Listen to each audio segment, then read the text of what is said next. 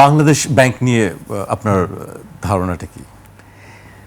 বাংলাদেশ ব্যাংকের বিষয়টা সাম্প্রতিক যেটা হলো, যিনি গভর্নর ছিলেন তার বিদায় হয়েছে, নতুন একজন গভর্নর এসেছেন। এখানে এটা একটু শুরুতে একটা হোঁচট খাওয়ার মতো বিষয়, কারণ বিএনপি সরকারের প্রাথমিক পদক্ষেপগুলো প্রশংসায় পাচ্ছিল যে তারা এক ধরনের উদারভাবে প্রতিপক্ষের সাথে ডিল করছেন ইত্যাদি ইত্যাদি। এখানে বাংলাদেশ ব্যাংকের বিষয়টা হলো, যিনি গভর্নর ছিলেন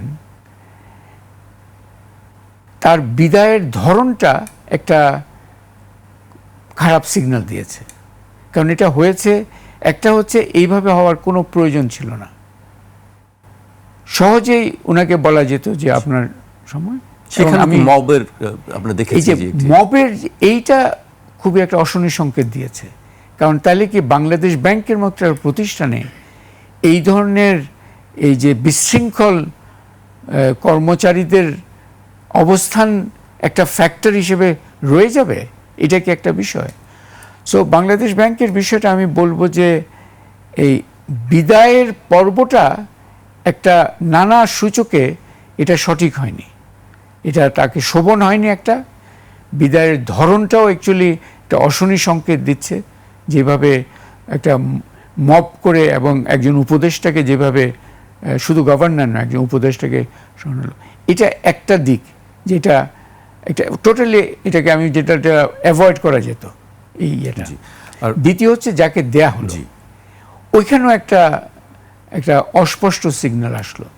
কারণ ওনাকে যাকে দেয়া হলো সেখানে উনি অর্থনীতিবিদ নন, এইগুলো কোনো বিষয় নেই আসলে। কারণ ওখানে শুধুমাত্র অর্থনীতিবিদদের ওখানে বসতে হবে এমন কোনো কথা নেই। কিন্তু বাংলাদেশ ব্যাংক একটা মন্ত্রণালয় নয়, বাংলাদেশ ব্যাংক হচ্ছে একটা রেগুলেটর। অবশ্যই অর্থ মন্ত্রণালয় থেকে একটা ব্যাখ্যা দেওয়ার চেষ্টা হচ্ছে মনে হয়, যে যিনি চলে গেছেন তিনি অনেকটা খুবই রিজিড পলিসি ফলো করছিলেন ওই ইন্টারেস্ট রেট হার ইত্যাদিতে, এবং যে আইএমএফ এর প্রেসক্রিপশন ওই ধরনের ওটা রিজিড একটা ছিলেন। এবং ওই যে ধরনের আমি বলছি যে যেমন ব্যাংক মার্জার একটা করা হলো, ওটাও অনেকটা উনাদের জোরের মাধ্যমে হলো, অনেকটা করে বাংলাদেশ গভর্নর উনি বেশি করে ওটাতে প্রাধান্য দিয়েছেন। সো অর্থ মন্ত্রণালয়ের একটা ব্যাখ্যা আছে যে আমরা তো অর্থনীতি বেগবান করতে চাই, এটা কিন্তু একটা গ্রহণযোগ্য আকাঙ্ক্ষা।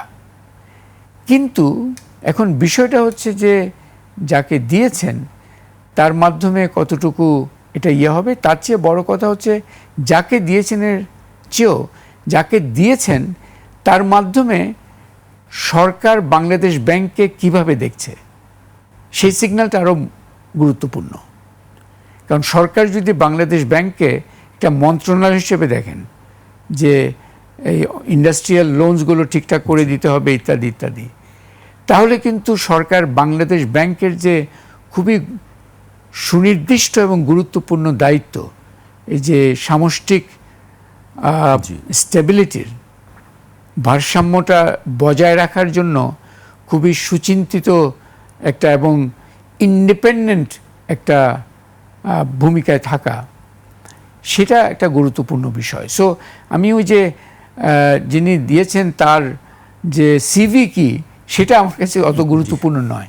আমার গুরুত্বপূর্ণ হচ্ছে সরকার বাংলাদেশ ব্যাংকটাকে কি রোলে দেখতে চাচ্ছে, যাকে দিয়েছেন তার মাধ্যমে কি একটা ভিন্ন রোল যদি চলে আসে, যে ওভার অ্যাক্টিভিস্ট, এবং যেখানে অনেকটা একটা মন্ত্রণালয়ের ভূমিকার মধ্যে চলে আসতে পারে।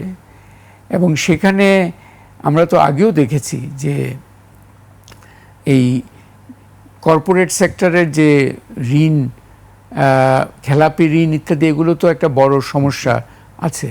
এবং আমরা এটাও জানি যে অনেক সময় খেলাপি ঋণের একটা অংশ হচ্ছে যে যারা অবস্থার বিপাকে এই ধরনের একটা অবস্থার মধ্যে পড়ে যায়। কিন্তু এটাও আমরা দেখেছি আগে যে এইসব সুযোগ সুবিধাগুলো যারা নিয়েছে পরে দেখা যাচ্ছে এটা একটা অন্যায়ভাবে নিয়মের ব্যত্যয় ঘটিয়ে। এবং এখানে এই যে বাংলাদেশ ব্যাংকের ইন্ডিপেন্ডেন্স এবং সার্বিকভাবে ব্যাংকের শৃঙ্খলা, এবং আমি এটাও বলবো যে যিনি বিদায় নিলেন তাদেরও কিছু পদক্ষেপ অ্যাকচুয়ালি, যেমন হ্যাঁ ভোটের পক্ষে ব্যাংকগুলোকে নির্দেশনা দেওয়া যে তাদের এখানে একটা কাজ করতে হবে, এগুলো সঠিক ছিল না এক ধরনের ইয়ে করে। কিন্তু এখন যেটা দেখব যে বাংলাদেশ ব্যাংকের যে স্বাধীনতা, সেটা একটা গুরুত্বপূর্ণ বিষয় হিসেবে দেখতে হবে। এবং ওখানে যে কর্মচারীদের যে বিশৃঙ্খলার মাধ্যমে সিটিং গভর্নর বিদায় নিতে হলো, ওই ধরনের বিশৃঙ্খলাকে কঠোর হস্তে নিয়ন্ত্রণ করা হচ্ছে কিনা, এটার দিকে কিন্তু নজর দিতে হবে।